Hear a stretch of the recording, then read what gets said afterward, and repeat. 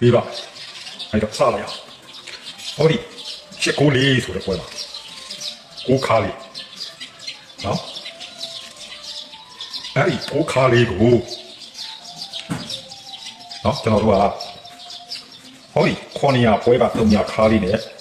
ရှစ်ကိုလေးပွဲက4နောက်ပိတ်ကလေးနဲ့963ဆိုတဲ့ပွဲက9ထိပ်ကလေးနဲ့ဒီကိုလေးကို300ရ9ရ4ရဟိုးဆိုပြီးတော့ဒီလိုမျိုးဖြီထားတယ်ဒုတိယတကတ်အနေနဲ့ဟောဒီက6ခါလေး963ပွဲရ6ခါလေးအဲ့ဒီ6ခါလေးကို3ခုပွဲကခွန်ခါလေးရယ်963ပွဲက3နောက်ပိတ်ကလေးရယ်68ခွန်ဆိုတဲ့ပွဲက6လေးဒီ6လေးကိုခွန်ရယ်3ရယ်6ရယ်ဆိုပြီးနော်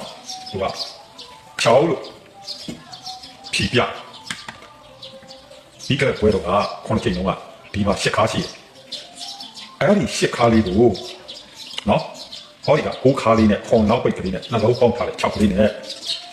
နှစ်ခွန်ဆိုတဲ့ပွဲမှာနှစ်သေးလို့တွင်းပြီးတော့မှရှဲလို့သူကဒီလိုမျိုးဖြီထားတယ်အဲ့ဒီတော့ဒါခွန်ချိန်ပြီးတော့ပြီဆိုတော့ခု8ချိန်မှာဒီမှာနှစ်ခါလို့ရှိထားတယ်အဲ့ဒီနှစ်ခါလေးကိုနော်နည်းလို့ပြောက်မှာဒီက6ရယ်ခွန်ရယ်ပေါင်းထားတဲ့3နဲ့အခုလာမယ်8ချိန်မှာ9ထေလို့ဝင်ပြီးတော့မှနည်းလို့ဆိုင်အောင်မလားနော်ဒါက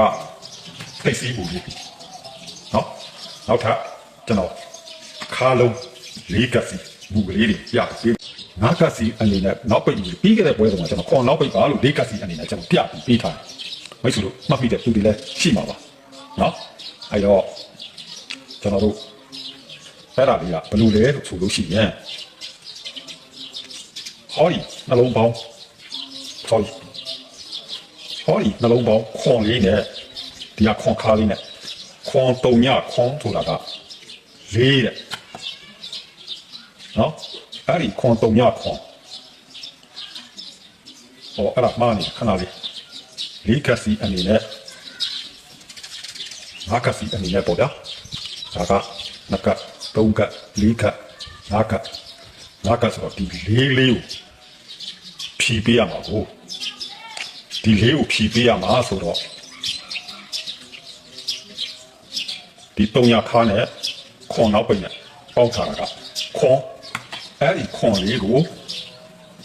ဟောဒီက3ခုခွန်ပွဲက3ထိပ်လေးနဲ့4နောက်ပိတ်နဲ့သူကခွန်လို့သူကဒီလိုမျိုးဖြီးတယ်ဒုတိယပွဲမှာဟောဒီကခွန်ခါနဲ့4နောက်ပိတ်နဲ့ပေါင်းလို့ရတာက1အဲ့ဒီ1ကိုဟောဒီက8ထိပ်ကလေးနဲ့3နောက်ပိတ်ကလေးနဲ့သူကပြန်ပြီးတော့မှ1လို့ဖြီးတယ်နောက်ပွဲက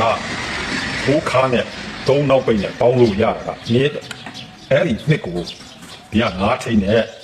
ခွန်နောက်ပိတ်နဲ့သူက2လို့3ခါဖြီးထားလို့ပြီးကြတဲ့ပွဲတော့ကဟောဒီ6ရယ်ခွန်ရယ်ပေါင်းလို့ရတာက3လို့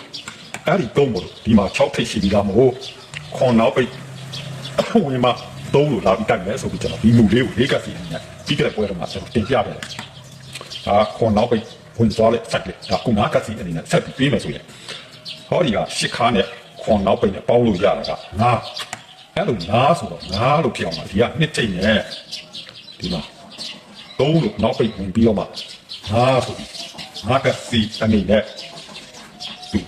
ဆက်ပြီးပေးမယ်မပေးဘူးဒါတော့စောက်ပြီးကြည့်ရမှာပေါ့ဒါ9ကစီအနေနဲ့3နောက်ပိတ်ကလေးကိုကျွန်တော်တင်ပြပေးတယ်နောက်ထပ်